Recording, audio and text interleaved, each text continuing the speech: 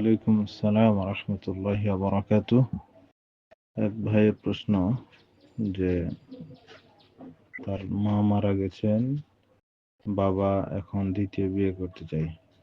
ভাইয়েরা দ্বিতীয় বিয়ে দিতে চায় না, কারণ আহ, পরবর্তী মায়ের সন্তানাদি হলে সেক্ষেত্রে তারা সম্পদের ভাগ পাবে, আরো অনেক কারণ। গুরুত্বপূর্ণ প্রশ্ন করেছেন। আসলে এটা কোনো কারণ নয়। বাবার বিয়ের প্রয়োজন, অবশ্যই বিয়ের ব্যবস্থা করতে হবে।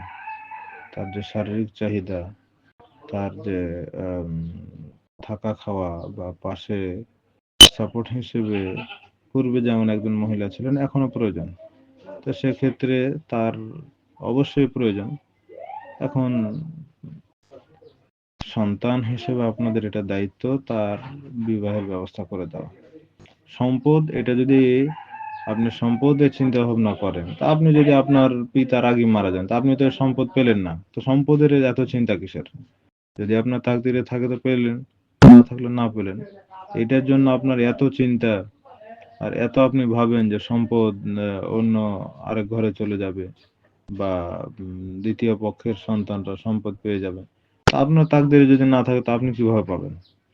এই জন্য যেটা উপস্থিত কাজ, সেটা হলো যে সন্তান মানে পিতাকে বিয়ের ব্যবস্থা করে তার একটা সাপোর্ট, তার একটা স্ত্রী ব্যবস্থা করে দেওয়া, যাতে করে সে আহ, এই যে দীর্ঘ একটা সময় আপনার মায়ের সাথে সংসার করেছে, তা এখন এই অবস্থায় উনি কেমন ফিল করবেন।